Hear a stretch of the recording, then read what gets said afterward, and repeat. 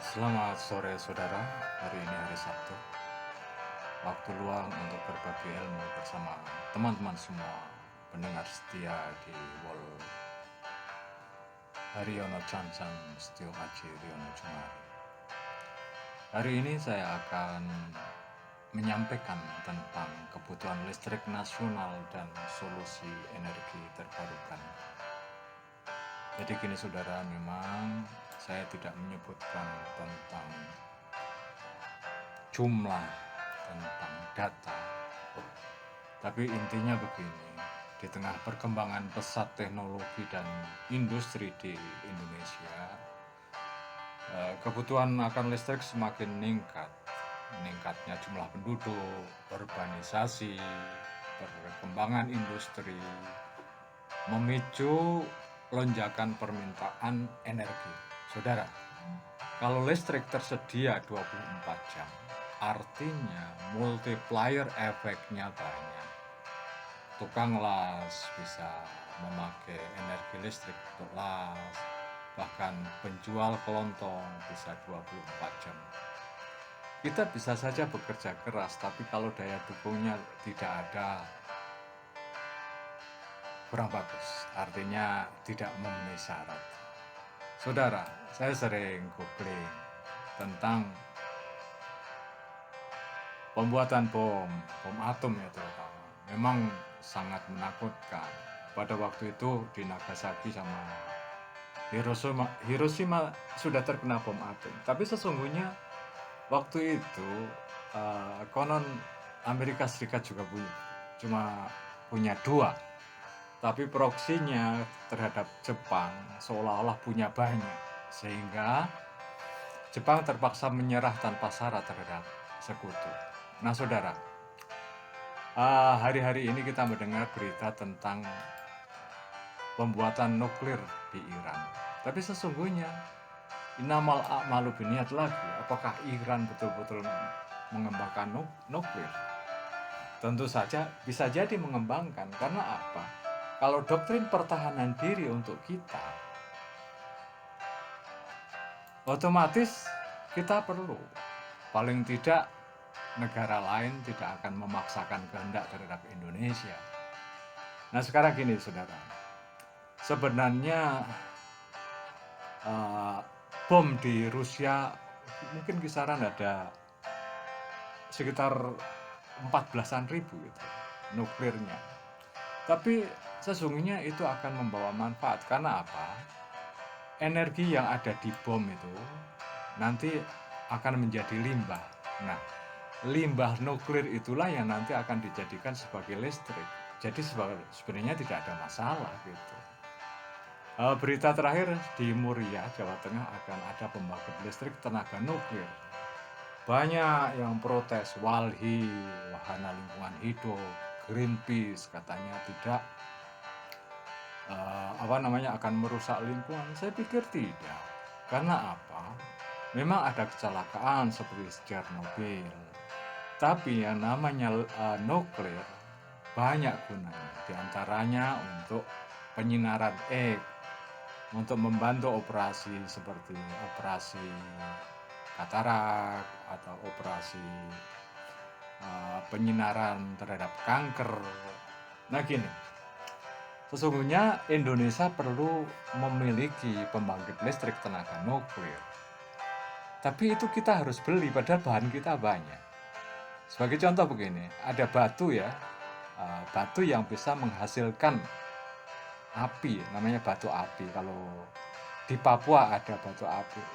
Ini salah satu tanda kalau di batu itu ada energinya. Artinya bisa menimbulkan api.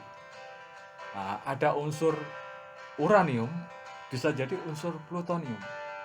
Nah sekarang, karena ada batu yang energinya cukup besar, maka bisa dinormalkan yang namanya alat sentrifugal. Nah, baru-baru ini Iran pengen membeli alat sentrifugal dari Rusia, tapi diembargo oleh Amerika Serikat. Kenapa? Padahal Iran bertujuan memakai energi nuklir untuk kehidupan, untuk listrik. Nah gini, kalau untuk harga ini, saya studi banding. Studi banding. 1 kilo listrik tenaga nuklir di Rusia harganya ekuivalen dengan 100 perak. Mungkin di wall saya sudah saya tulis 100 perak. Sedangkan saat ini listrik di Indonesia harganya 1 kilonya sekitar 900 perak. Nah sekarang kaitannya dengan perusahaan listrik negara yang terus merugi. Seandainya ada pembangkit listrik tenaga nuklir dan rakyat welcome, artinya silahkan, yang penting rakyat menikmati listrik 24 jam, sehingga dengan listrik ini kita bisa produktif untuk pengairan, untuk apapun, maka akhirnya kesejahteraan juga akan kita miliki, itu dari sisi listrik.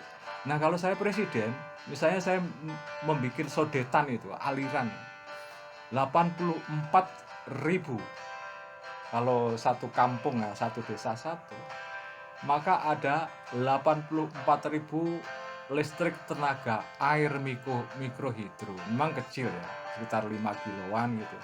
Tapi kalau banyak, ini akan menurunkan beban negara. Karena saat ini misalnya pembangkit listrik tenaga batu bara, memang ada pembangkit listrik tenaga air, tapi masih sangat kurang sekali, terutama untuk teman-teman kita di Papua, di pedalaman. Di tempat saya sendiri masih listriknya sekitar dari jam 6 petang sampai jam 12-an. Ini tentu saja mengurangi pencapaian hasil kerja. Nah sekarang kalau saya presiden tetap nanti akan ada pembangkit listrik tenaga nuklir, walaupun harus beli sampah bom atom gitu ya, artinya tenaga nuklir yang sudah lemah tapi bisa dijadikan tenaga untuk listrik. Nah itu saja saudara, semoga ada kesempatan untuk berbakti pada Indonesia. Tenaga listrik mikrohidro bisa dikembangkan. Bahkan sekarang silakan prototipe, misalnya ada dana desa untuk pembangkit listrik tenaga mikrohidro bisa dikembangkan gitu. Misalnya satu aliran yang agak deras bisa 10 tenaga mikrohidro bisa dipakai untuk 50 kakak misalnya, itu kita akan ada pencapaian.